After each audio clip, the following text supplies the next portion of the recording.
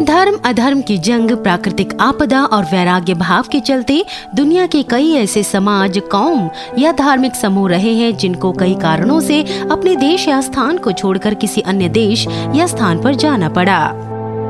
इस तरह के पलायन के चलते एक ओर जहां मानवता दरबदर हुई, तो दूसरी ओर मानव ने एक नया रास्ता, नई खोज, नया देश और नई भूमि खोजी। आइए जानते हैं ऐसे ही पलायनों के बारे में जिन्होंने इतिहास बदल कर रख दिया। यदु का पलायन। ययाति के प्रमुख 5 पुत्र थे, पुरु, यदु, तुर्वस, अनु और 5वें द्रुहु।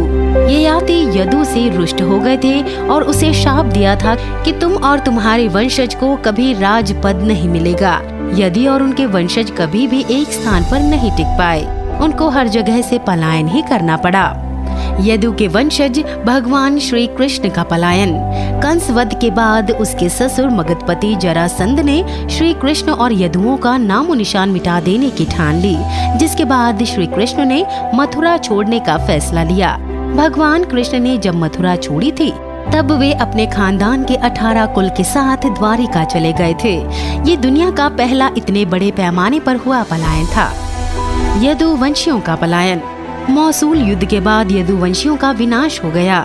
श्री कृष्ण के देह त्याग के बाद जब द्वारिका नगरी जल में डूब रही थी, तब अर्जुन सभी यदुवंशी स्त्री और बच्चों को लेकर हस्तिनापुर के लिए निकले।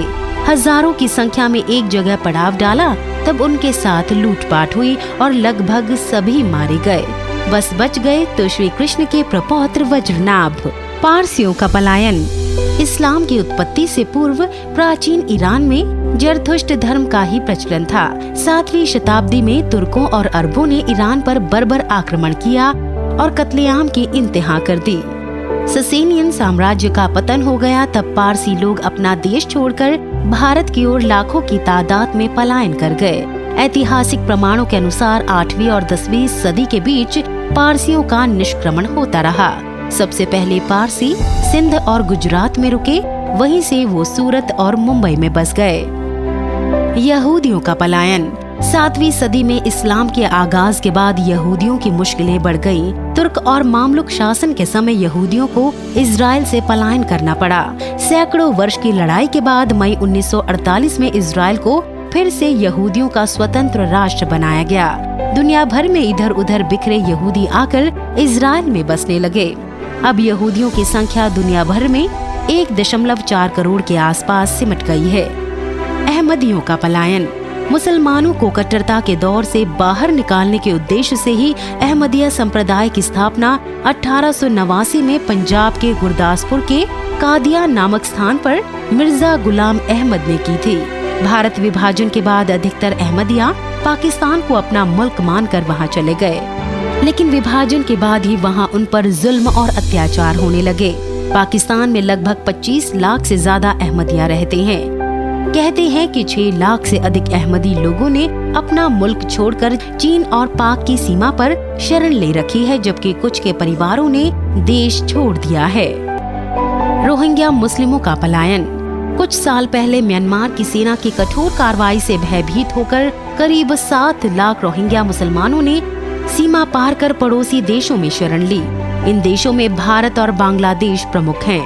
भारत में लगभग 60,000 रोहिंग्या मुस्लिम विभिन्न राज्यों में रहते हैं। ये लोग समुद्र, बांग्लादेश और म्यांमार सीमा से लगे चीन इलाके के जरिए भारत में घुसपैठ कर आए हैं। जम्मू और कश्मीर के हिंदू बहुल क्षेत्र जम्मू में लगभग 10,000 से अधिक रोहिंग्या मुसलमानों ने शरण ले रखी है।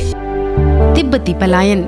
14वें दलाई लामा के आदेश का पालन करते हुए लगभग 1,50,000 से ज्यादा तिब्बती अपने देश तिब्बत को छोड़कर पिछले कई सालों से भारत में रह रहे हैं। 1959 में तिब्बती विद्रोह निष्फल होने के बाद दलाई लामा भारत आ गए थे। उस समय वे 80,000 तिब्बती शरणार्थियों को लेकर भारत आए थे। तत्कालीन प्रधानमंत्री पंडित जवाहरलाल नेहरू ने उन्हें यहाँ रहने की इजाजत दी थी। तिब्बती शरणार्थी भारत के लद्दाख, उत्तराखंड और हिमाचल प्रदेश में रहते हैं। बांग्लादेश से पलायन। बांग्लादेश के मुक्ति संग्राम के दौरान कहते हैं कि पाकिस्तानी सेना ने लाखों बांग्लादेशियों का कत्ल कर दिया था। उस दौरान लगभग 10 लाख से अधिक बांग्लादेशियों ने भारत में शरण ली थी। उस वक्त समझौते के अनुसार बांग्लादेश की मुक्ति के बाद इन सभी को पुनः बांग्लादेश भेजे जाने की योजना थी, लेकिन ये संभव नहीं हो पाया। वर्तमान में भारत में लगभग 2 करोड़ से अधिक बांग्लादेशी निवास कर रहे हैं। एक रिपोर्ट के अनुसार 83,438 बांग्लादेशी नागरिक शरणार्थी बनकर रह रहे हैं। अफगानी पलायन। सोवियत अफगान युद्ध के दौरान 1979 से 1989 के बीच 60,000 से ज्यादा अफगानी नागरिकों ने भारत में शरण ली थी। भारत विभाजन के दौरान विश्व का सबसे बड़ा पलायन हुआ था। लगभग 1,50,00,000 की संख्या में हिंदू और सिख भारत आए और इतनी ही संख्या में मुसलमान पाकिस्तान गए। कहते हैं इस दौरान 10 लाख लोगों का कत्ल किया गया। जिन हिंदू और सिखों ने पाकिस्तान में ही रहने का फैसला किया था, उन पर जब भिन्न भिन्न क्षेत्रों में अत्याचार बढ़ने लगे तो वो अपना देश छोड़कर भारत में शरण लेने लगे। इनमें हिंदुओं की संख्या ज्यादा रही। हिंदुओं में भी सिंधी समाज के लोग बड़ी संख्या में भारत आए। अगर आपको ये वीडियो पसंद आई है तो आप इसे लाइक जरूर करें और इसके बारे में यदि आप कुछ कहना चाहते हैं तो कमेंट बॉक्स पर हमें जरूर बताएं और साथ ही चैनल को सब्सक्राइब करना ना भूलें। धन्यवाद।